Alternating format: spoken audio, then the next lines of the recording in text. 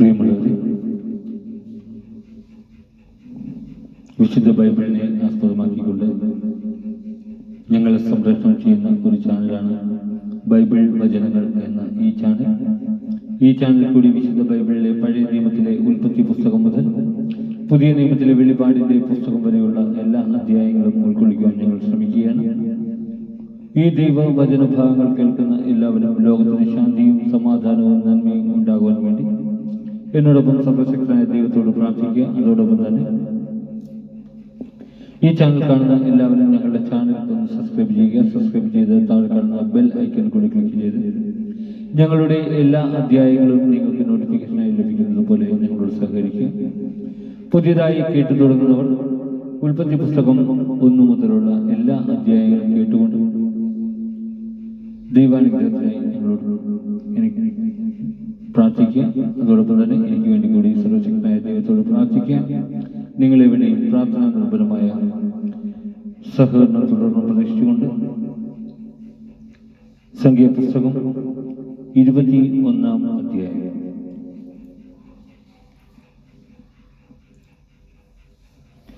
Israel അത്താറി വഴി വെടിനിന്നും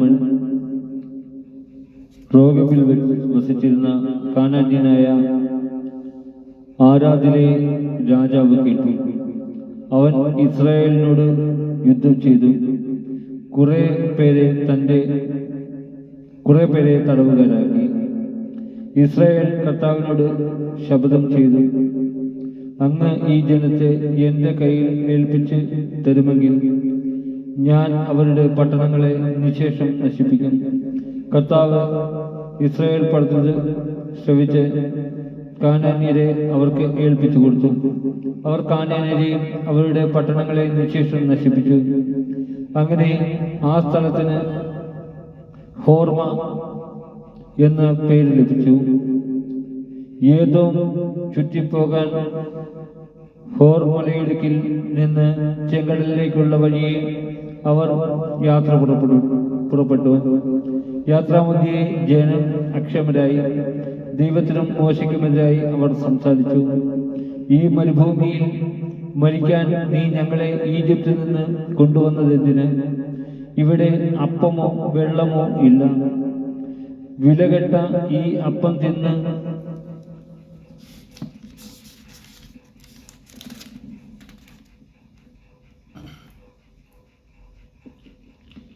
ഞങ്ങൾ മടുത്തു. അപ്പോൾ കർത്താവ് ജനത്തിന്റെ ഇടയിലേക്ക് ആഗ്നേയ സർപ്പങ്ങളെ അയച്ചു. അവയുടെ ദംശനമേറ്റ് ഇസ്രായേലിൽ വളരെ പേർ മരിച്ചു. ജനം മോശയുടെ അടുക്കൽ വന്ന് പറഞ്ഞു, അങ്ങേക്കും കർത്താവിനെതിരായി സംസാരിച്ച് ഞങ്ങൾ പാപം ചെയ്തു. ഈ സർപ്പങ്ങളെ പിൻവലിക്കാൻ കർത്താവിനോട് പ്രാർത്ഥിക്കണമേ.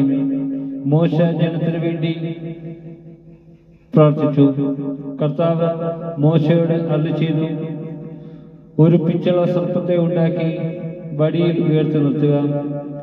ദംശനമേൽക്കുന്നവർ അതിനെ നോക്കിയാൽ മരിക്കുകയില്ല. മോശ പിച്ചള കൊണ്ട് ഒരു സർപ്പത്തെ ഉണ്ടാക്കി അതിനെ വടിയിൽ ഉയർത്തി നിർത്തി. ദംശനമേറ്റവർ പിച്ചള സർപ്പത്തെ നോക്കി അവർ ജീവിച്ചു. മോവാബ് താഴ്വരയിലേക്ക്. അനന്തരം ഇസ്രായേൽ ജനം യാത്ര പുറപ്പെട്ട്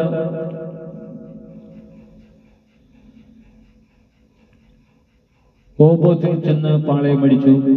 അവിടെ നിന്ന് പുറപ്പെട്ട് മൊവാബിനെതിരെയുള്ള മരുഭൂമിയിൽ അബറീമിൽ കിഷേത്തിനഭിമുഖം പാളയമടിച്ചു. അവിടെ നിന്ന് പുറപ്പെട്ട സോരത്ത് താഴ്വരയിൽ പാളയമടിച്ചു.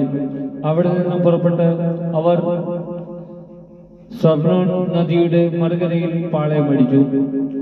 മരുഭൂമിയിൽ അമോര്യരുടെ അതിർത്തിയിൽ നിന്ന് ഉത്ഭവിക്കുന്ന അർണോൻ അമോര്യരുടെയും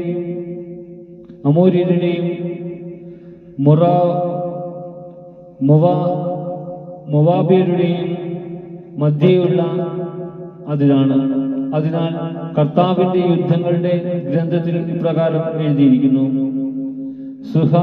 സുഫായിലെ വാഹബ് വരെ ഞങ്ങൾ മുന്നോട്ട്, അർണൂൺ താഴ്വരയിലൂടെ ആറിന്റെ ആസ്ഥാനം വരെ നീണ്ടുകിടക്കുന്ന താഴ്വരയുടെ ചെരുവുകളിലൂടെ അവിടെ നിന്ന് അവർ ബേറിലേക്ക് പോയി. ജനത്തെ ഒന്നിച്ചു കൂട്ടുക, ഞാൻ അവർക്ക് ജലം നൽകും എന്ന് കർത്താവ് മോശയോട് പറഞ്ഞത് ഈ കിണറിനെ പറ്റിയാണ്. ഇസ്രായേൽ അവിടെ വെച്ച് ഈ ഗാനം പാടി: കിണറെ നിരഞ്ഞു കവിയുക, അതിനെ കീർത്തിച്ച് പാടുവിൻ. പ്രഭുക്കന്മാർ കുഴിച്ച കിണർ, ചെങ്കോലും ദണ്ടുകളും കൊണ്ട് നേതാക്കൾ കുത്തിയ കിണർ. അവർ ബേറിൽ നിന്ന് മത്താനായിലേക്ക് യാത്ര തുടർന്നു.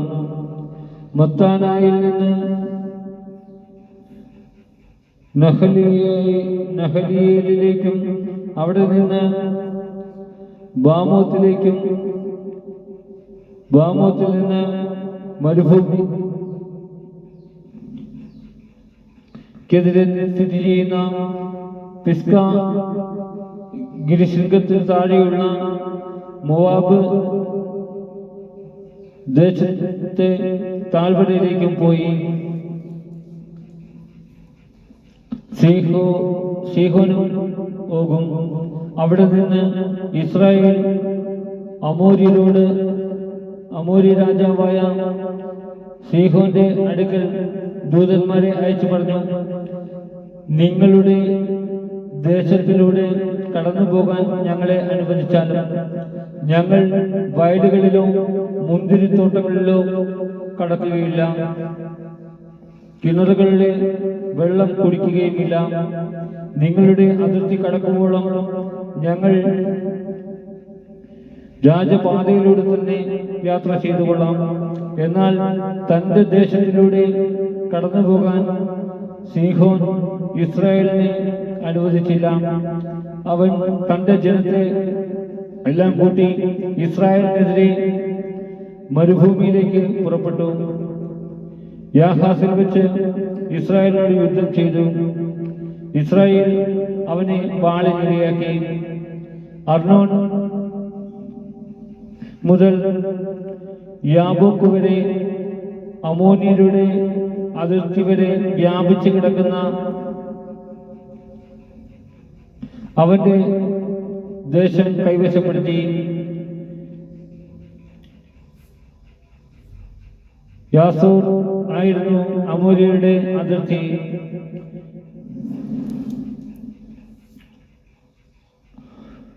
ഇസ്രായേൽ ഈ പട്ടണങ്ങളെല്ലാം പിടിച്ചെടുത്തു. ഹെഷ്ബോൺ ഉൾപ്പെടെയുള്ള അമോര്യരുടെ എല്ലാ നഗരങ്ങളിലും ഗ്രാമങ്ങളിലും അവർ വാസമുറപ്പിച്ചു. ഹെഷ്ബോൺ അമോര്യ രാജാവായ സീഹോന്റെ നഗരമായിരുന്നു. അവൻ മൊവാബിലെ മുൻ രാജാവിനോട് യുദ്ധം ചെയ്ത് അർണോൺ വരെയുള്ള അവന്റെ ദേശമത്രയും പിടിച്ചടക്കിയിരുന്നു. അതുകൊണ്ടാണ് ഗായകർ പാടുന്നത്: ഹെഷ്ബോണിലേക്ക് വരുവിൻ, അത് പുതുക്കി പണിയുവിൻ, സീഹോന്റെ നഗരം പുനഃസ്ഥാപിക്കുവിൻ. എന്തെന്നാൽ ഹെഷ്ബോണിൽ നിന്ന് അഗ്നി പ്രവഹിച്ചു, സീഹോൻ പട്ടണത്തിൽ നിന്ന് അഗ്നിജ്വാലകൾ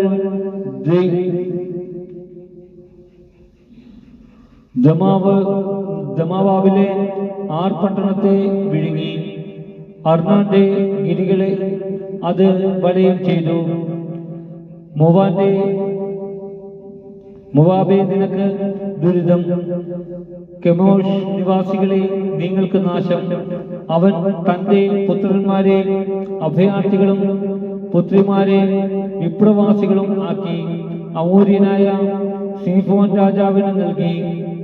നമ്മൾ ഹെഷ്ബോണിന്റെ സന്തതികളെ ദീപോൺ വരെ സംഹരിച്ചു. മെദേബ വരെ അഗ്നി കൊണ്ട് അവരെ നമ്മൾ നശിപ്പിച്ചു. അങ്ങനെ ഇസ്രായേൽ അമോര്യരുടെ ദേശത്ത് താമസമാക്കി. രഹസ്യ നിരീക്ഷണം നടത്താനായി മോശ ആളുകളെ യാസറിലേക്ക് അയച്ചു. അവർ ഗ്രാമങ്ങൾ പിടിച്ചടക്കുകയും അവിടെ ഉണ്ടായിരുന്ന അമോര്യരെ ഓടിച്ചു കളയുകയും ചെയ്തു. പിന്നീട് ഇസ്രായേൽക്കാർ ബാഷാനിലേക്കുള്ള വഴിയിലൂടെ യാത്ര ചെയ്തു. ബാഷാൻ രാജാവായ ഓഗ് തന്റെ സകല ജനത്തെയും കൂട്ടി വന്ന് എദ്രയിൽ വെച്ച് അവനുമായി ഏറ്റുമുട്ടി. കർത്താവ് മോശയോട് അരുളി ചെയ്തു, അവനെ ഭയപ്പെടേണ്ട, അവനെയും അവന്റെ ജനത്തെയും ദേശത്തെയും നിനക്ക് ഞാൻ വിട്ടു തന്നിരിക്കുന്നു. ഹെഷ്ബോനിൽ വസിച്ചിരുന്ന അമോര്യ രാജാവായ സീഹോനോട് ചെയ്തതുപോലെ നിങ്ങൾ അവനോടും ചെയ്യണം. അങ്ങനെ ഇസ്രായേൽക്കാർ ഓഗിനെയും അവന്റെ പുത്രന്മാരെയും സകല ജനത്തെയും ഒന്നൊഴിയാതെ കൊന്നൊടുക്കി അവന്റെ ദേശം കൈവശപ്പെടുത്തുകയും ചെയ്തു. നമ്മുടെ കർത്താവായ യേശുവേ സ്തുതി.